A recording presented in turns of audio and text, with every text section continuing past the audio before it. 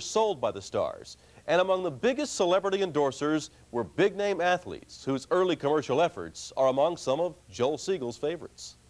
A boy has more self-respect when he's clean-shaved. I'd tell him to use a Gillette razor, Al.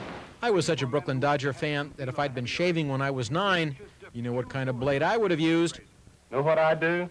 I eat a hearty breakfast of hot pancakes and plenty of KHOU syrup. I hated the Yankees, but I loved the Mick. I would have shaved with KHOU syrup if only he'd asked. Gee, Mr. Kent, what a breakfast Kellogg's Sugar Smacks make, huh? And here's a favorite story why Lois Lane didn't join Clark and Jimmy and Perry White. Back then, Kellogg's was afraid that if Lois Lane showed up at Clark Kent's, people might think she spent the night with him. Friends, go in and see a DeSoto Plumadela tomorrow. And when you do, tell them Groucho sent you. Celebrity endorsements. If the celebrity's big enough, it gives your product instant recognition and instant credibility. How did you know I was Jack Bentley? Who else would buy 1 gallon? Buy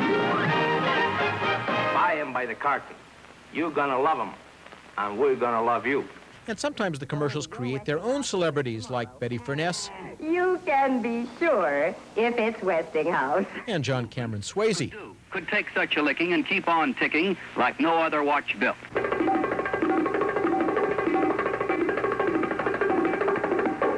Don't wait to be told. Look familiar? She didn't then. Candice Bergen before Murphy Brown or Dan Quayle. Every day's a holiday with Hotpoint. And here's another future star.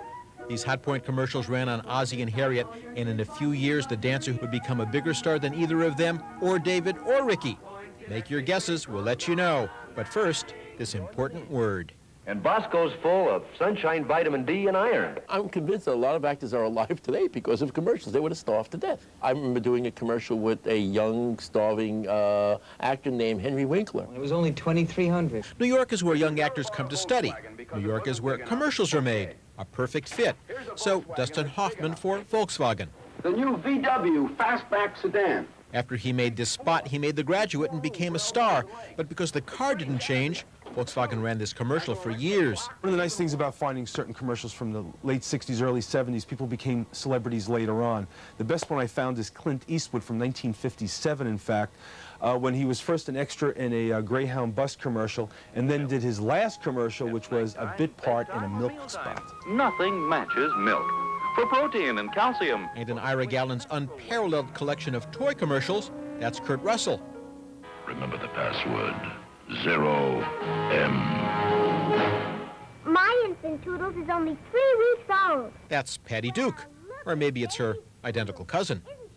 Hi, I'm Mike Wallace with a sensational shortening discovery. And before he became the expert at hard news, look who practiced the old soft sell. The first all-new shortening in 40 years. It's one thing to use live celebrities. Today, through special effects, some products are using dead celebrities. The effect is astonishing.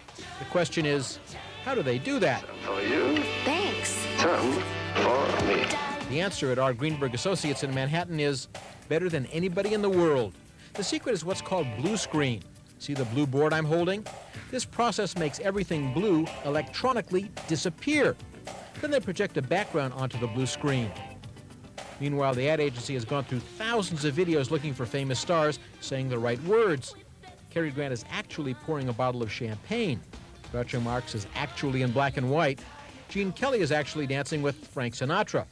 The film was projected onto paper. The outline was hand-drawn, the rest blacked out, every frame, and there are 24 per second.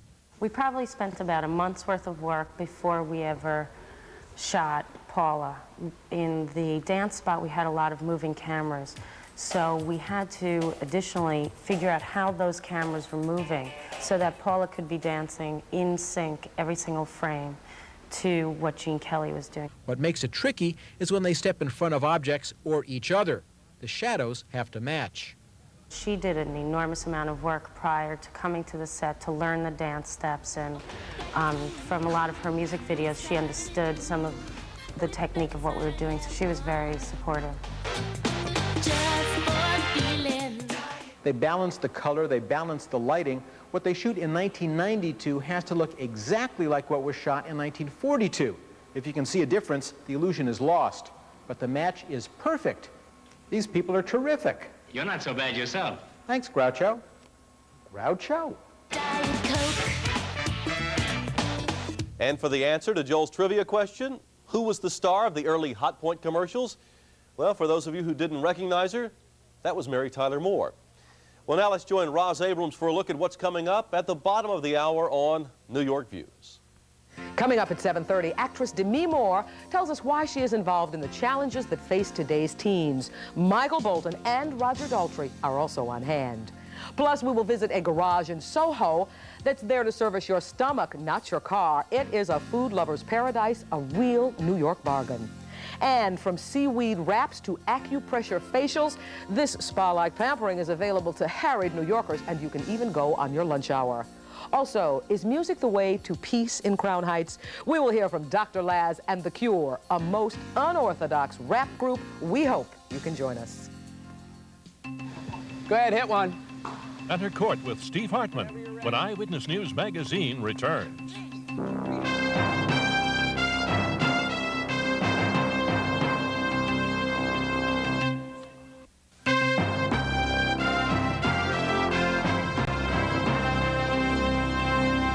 It is every weekend warrior's dream, a sports fantasy. For some, it's to stand 60 feet away from Nolan Ryan's fastball.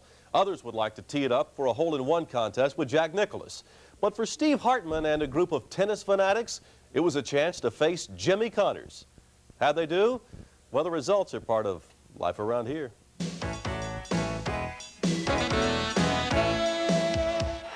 How many sisters does it take to meet Jimmy Connors?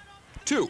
One to be a contest fanatic. I discovered that you could actually win these things. And one to be a Jimmy Connors fanatic. And she thought to herself, who would really want to do this more than anybody in the world? And she knew that it would be me. And in a nutshell, that's how this happened. Today, Ellen Stewart got to meet Jimmy Connors, and contest winners, all 8 of them, got to play Jimmy Connors. Oh my God, I'm playing tennis with Jimmy Connors. Everyone was thrilled just to be here. But I wanted more. When my turn came up, I told him I wanted to play the real Jimmy Connors, no softballs. Go ahead, hit one. Whenever you're ready. Jeez. I decided there's only one thing worse than trying to hit a Jimmy Connors serve. Being a cameraman with your back to a Jimmy Connors serve. Medic. There was really only one shining moment. Look at that. We got a rally. And by professional standards, it wasn't really all that shining. Oh, that was my drop shot, too. We played 15 minutes. I tried everything. I scored nothing. I learned 2 things. 1, you look stupid when you play tennis with Jimmy Connors in a fish shirt.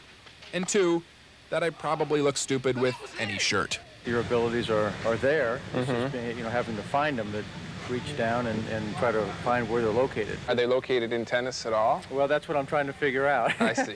Steve Hartman, Eyewitness News Magazine. Well, thank you very much. And with that, that's all for this edition of Eyewitness News Magazine. I'm Greg Hurst. Thanks for joining us. We look forward to see you again on Monday on Eyewitness News at 5. Until then, have a great weekend. Bye-bye.